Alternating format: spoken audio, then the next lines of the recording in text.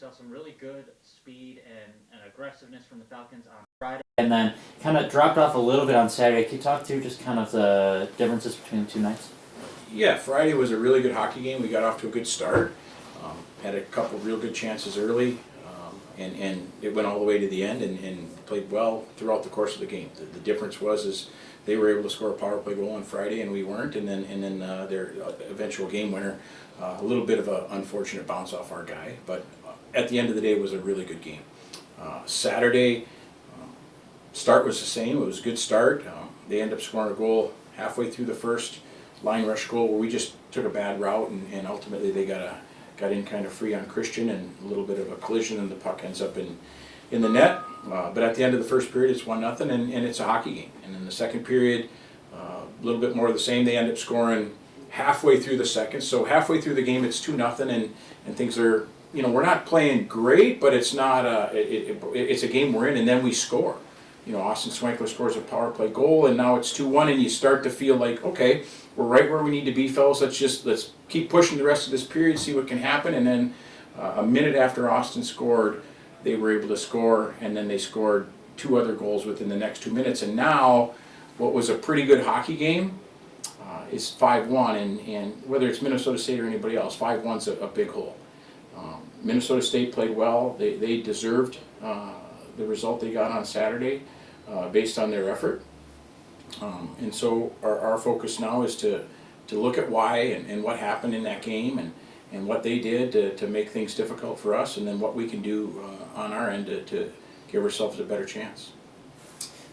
Christian Stover on Friday game, 43 saves, of course high for his career. Just kind of, what was that like for you guys? Yeah, Christian played well, and he's been playing well. After we went and looked at the video on Friday, we felt like for a lot of the game, the things that we value in the game that are part of our process, we did a good job of. The grade A opportunities were pretty close. We did a good job on the face-offs. We kept them to under 3 goals. We would have liked to get more shots on them. We took an undisciplined penalty, which hurt us when we were on the power play. They scored a power play goal and we didn't, so that was a difference. And so when you play a good team like Minnesota State, it's going to be hard, and they're going to play the game in a certain way that makes it difficult for you. And so what we said to our guys after was, we need to be able to have a bunch of people play well in that game. And knowing when there's two good teams playing, it's hard for anybody to play good, right? But the more guys we can have that are comfortable playing well against a good team, the better our team's going to be. Looking into this weekend, kind of what are you guys expecting from Ohio State, especially with a little bit of a faster team than what we saw from them last year and still being that late game team?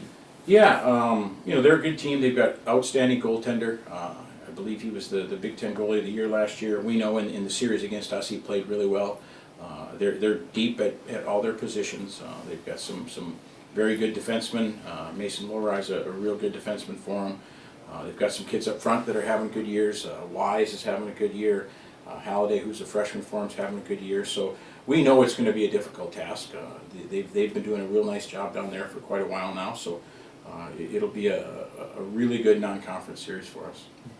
Obviously, there were a lot of fireworks kind of here last year when you guys played Ohio State, especially at the end. Expecting just real physical matchup like that, and just how big it will be to try to just bounce back from that. Yeah, it was a really good series last year, and it's a series that both programs value and want to continue, which is great. We went down there and we felt like we played really, really well for 2 periods. Unfortunately, we weren't able to hold the lead there in the third and lost in overtime. And then we came back here the next night, bus ride home, and you're tired and you're frustrated, and we played really well again. And we had the penalty shot, and we had the situation with the clock and their goalie, and there was just a lot of stuff going on. So we anticipate that's the kind of scenario we're going to be in again this year, because again you've got 2 programs that appreciate the other one. You've got in-state rivalries, which is valuable and important to both programs, and you're going to have a big crowd on Friday here, so we're excited about that. Post game, we talked about Barber and Lelig. Just how are they looking right now? They're both trending the right way, which is good. We're not, you know, we're trying to be cautious with both of them and look at things long term. But right now, today, after we just got done with our Tuesday practice, both of them are going the right direction. So we hope to have both of them available on Friday. And the last time you guys won in Valley City Arena was in 2018. What is it about Valley City Arena that might be more intimidating than other arenas? Yeah, you know, last year we played really well. It wasn't the facility and the arena, and that had nothing to do with the result. Our guys played really well. The year before that, we didn't play them down there, and you know there was COVID year, and then there was the icebreaker up at Toledo. So it's been a while since we played there. So we, you know, with the exception of what happened in the third period, we were feeling like we were going to win 2 in a row down there at Value City. It's a good building, and the fun part for us is that there are a lot of BGSU alums that are in Columbus, so we do get a nice turnout from some Falcon fans that are located in the Columbus area, and we anticipate that being the same again. And lately, Ohio State's record has been kind of up and down. They also lost to Michigan State, which you guys won against. How are you guys taking advantage of that? I mean, I talked to someone this morning about that, and I, you know, you see that the scores every weekend there's a bunch of parity in college hockey, and you know, Ohio State, they play a difficult schedule. They've won more than they've lost. And if you look at common opponents, you know, again, Michigan State's having a really good year. You know, we played Michigan State the second week of the season for us, which was the first weekend of the season for Michigan State, and played well. Were able to win up there at Munn, and then had it was 1-1 with 5 minutes left here on Saturday. I didn't watch a bunch of their series with Michigan State. You know, the last time they played was against Penn State, so we got a chance to watch that, and then they were off last weekend. So. I'm sure both programs are excited about the opportunity and hoping that their teams come out and play well right away on Friday. But it's tough to tell. We know they're good. We know they're a good team, and we know that you know their penalty kills #2 in the country, and their goaltending's good. So it's going to be a challenge for sure.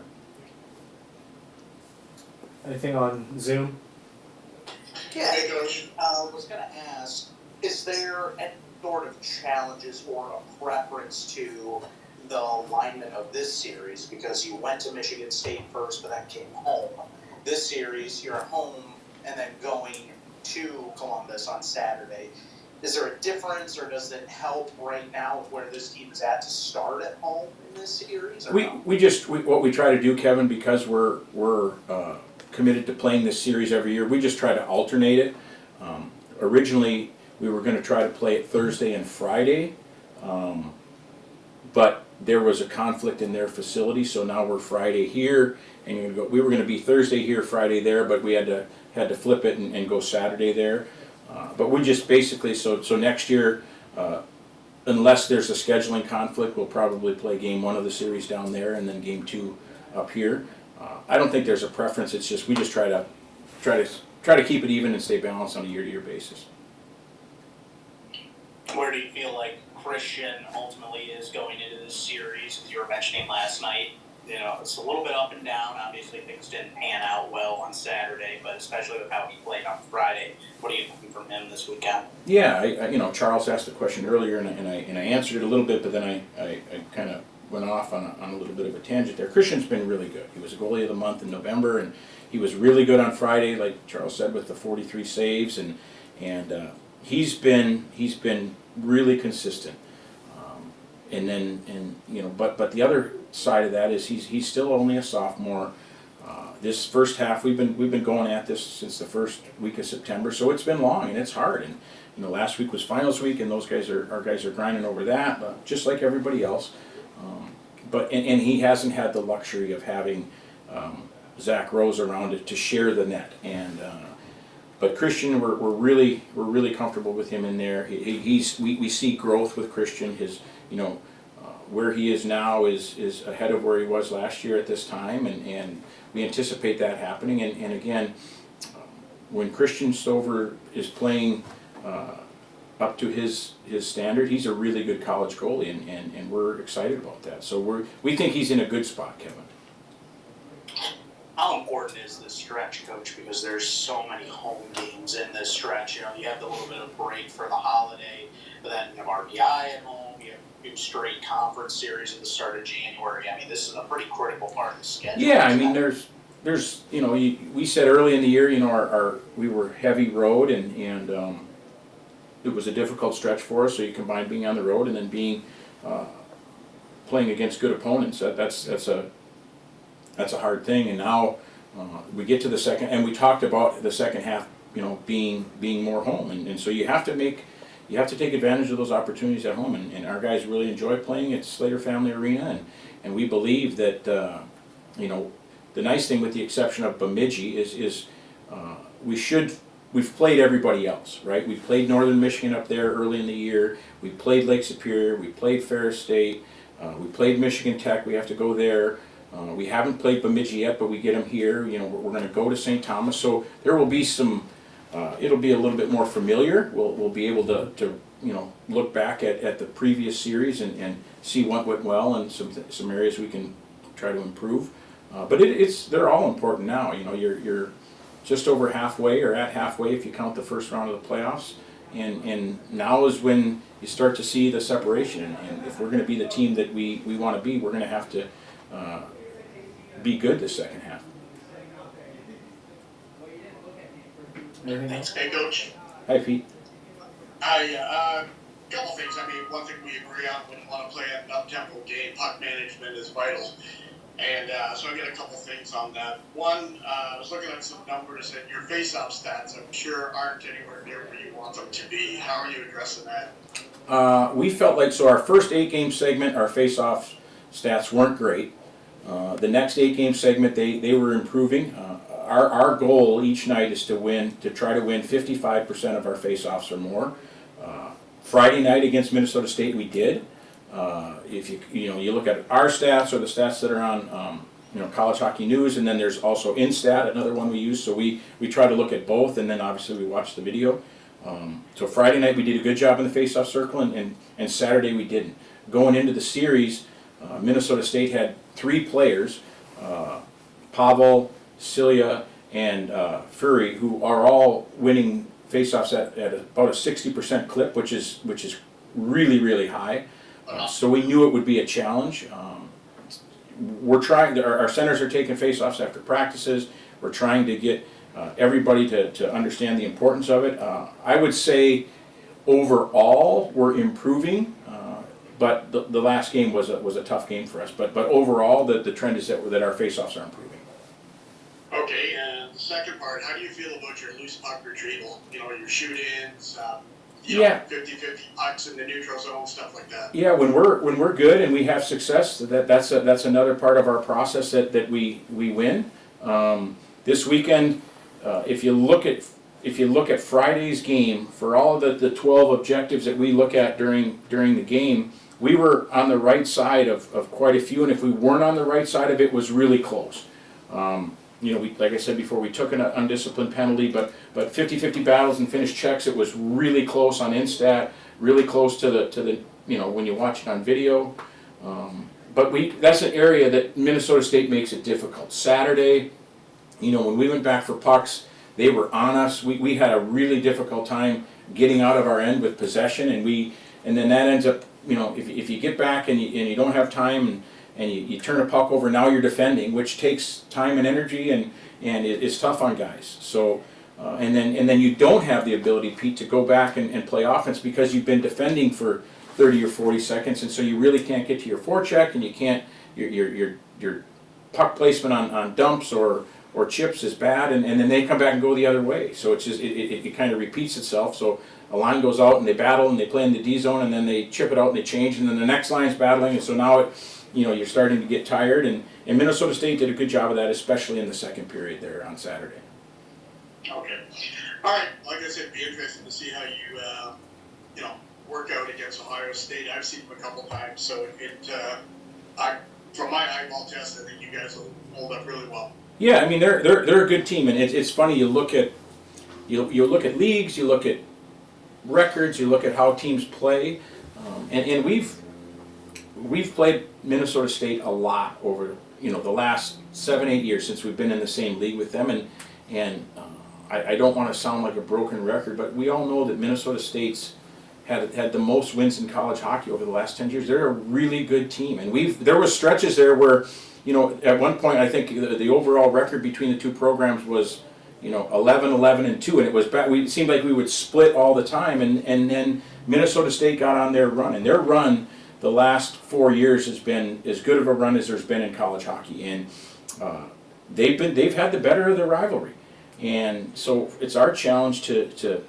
figure out why, figure out what they're doing. Is there a way we can do things better, and work through that, and the way they played on Saturday made life difficult for us, and so is Ohio State going to play the same way Minnesota State played? I don't know. We only can go off what we see on video, and they value things that they value, and Minnesota State values the thing they value, and we value that. Everybody doesn't play the same, but I do think our guys will be ready to go. And the encouraging thing about last weekend, and then we won't talk about Minnesota State anymore. The encouraging thing was there were moments at the start of each game where we were pushing and we were playing and things were going our way. For whatever reason, in the second period, things changed. We didn't see them do anything different. We kind of didn't play to their level, and they kept going, and so you have to give them credit, and then you have to try to figure out, all right, what happened, because then in both games in the third period we pushed a little, and Friday the push was really good in a really close game. Saturday the push was, the challenge was, listen fellas, it's 5-1, and let's use this third period to try to keep this thing where it is, and chip away, and you play for a little bit of pride, and we felt like our guys did a good job of that in a tough spot. We were down Alex Barber, we lost Alex in the game, we were down Hunter Lelig, we shut Hunter down, so we're just going to keep pushing and doing what we do, and hopefully this weekend our guys can be on the right side of some things and go into the break feeling really good. Okay, how is Hunter doing? I saw he was eating pucks on Friday night. Yeah, he's doing fine. Like I said earlier in the interview, both he and Alex Barber are trending the right way. So we're hopeful that they'll both be available Friday. The good thing is neither of them over the last couple of days since Saturday have gone the wrong way.